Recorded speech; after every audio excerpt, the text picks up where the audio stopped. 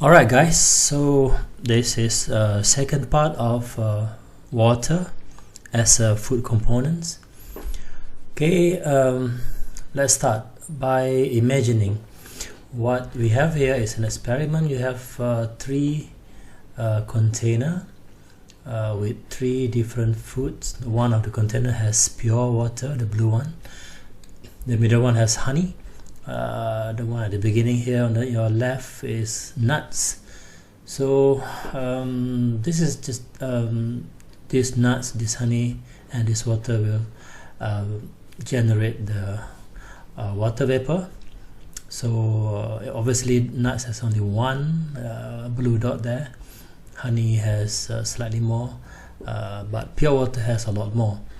So what we do in the head space here, we measure the vapor pressure of water above the nuts, or vapor pressure of water above the honey, and also the vapor pressure of pure water.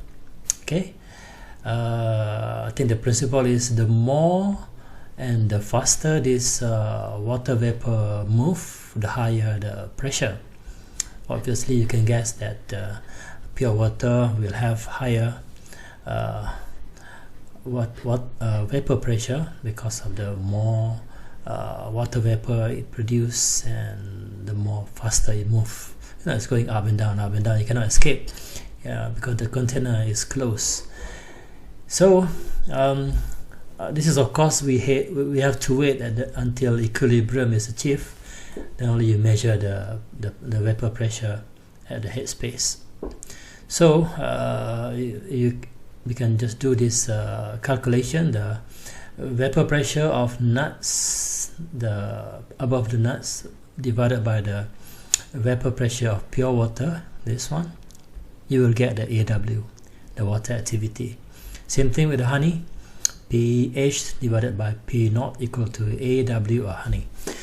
So logically, which one between the AW of honey or AW of nuts, which one do you think has a higher value of AW?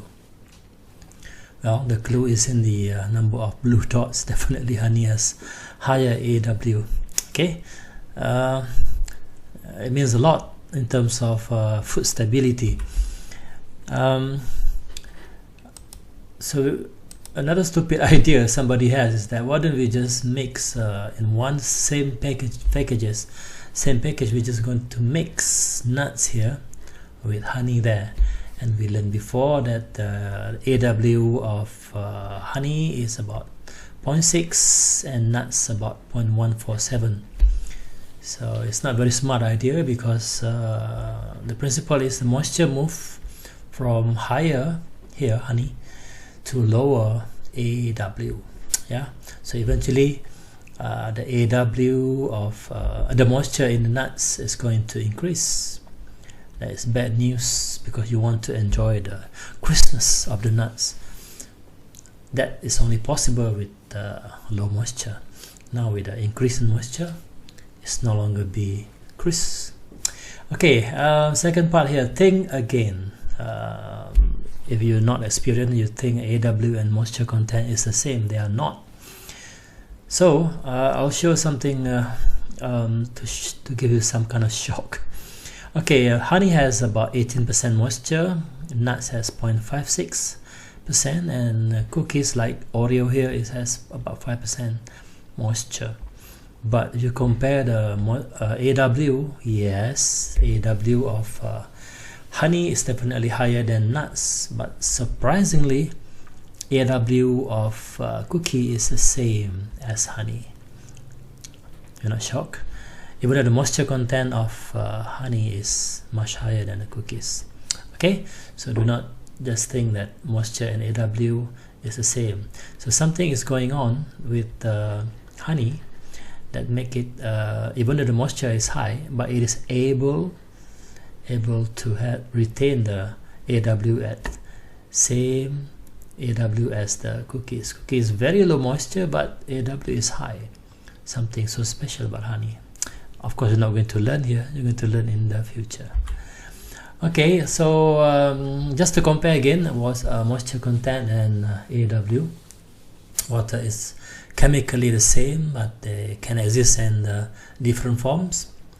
By definition, moisture is the absolute amount that is just content of water as a component relative to all solid constituents like protein, fat, carbohydrates. So water is just an amount. Versus water activity, AW, this one has to do with the forms, because water can exist in different forms. Water can be free, or water can be chemically bound. I have to show you the other slide first. There are three forms. One is called free water, another called adsorbed water, another is called bound water. Even though many scientists normally they like to compare only free versus bound water, they tend to forget this adsorbed water. Free water is easy. You take orange fruits, you squeeze it, the juice comes out, so that juice is the free water. Sometimes you see yogurt has this water coming out from it, that is free water. This water is lightly entrapped and can be squeezed from food. The water that you express out can be seen and you can feel it. So this water can act as dispersing agent and also as solvent, and you can remove by drying. Yeah, adsorbed water is when when you take some water, you mix with flour, it become a dough, right? So what happened to the water in the dough? It just got stuck there. It become associated in layers. There is intermolecular hydrogen bonds around the hydrophilic food molecule like polysaccharides and protein. So this bond between proteins and water makes the water not readily squeeze out of the food. You cannot squeeze the dough and expect the water to come out. It's there. So anyway, when we measure water activity, we are measuring the amount of free and adsorbed water in food. Okay. The third types of water called bound water. This is rarely being discussed because, well, we cannot really see the importance in food because it is bound. Meaning it doesn't really display any properties of water, and it will not freeze at 0 degrees C, and it cannot act as solvent, so it doesn't do anything.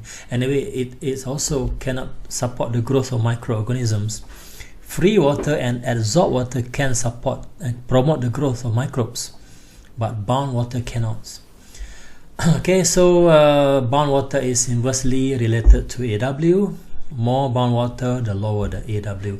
Okay, so again, water activity is a measure of the amount of free and adsorbed water in food, and it is a dimensionless scale of 0 to 1.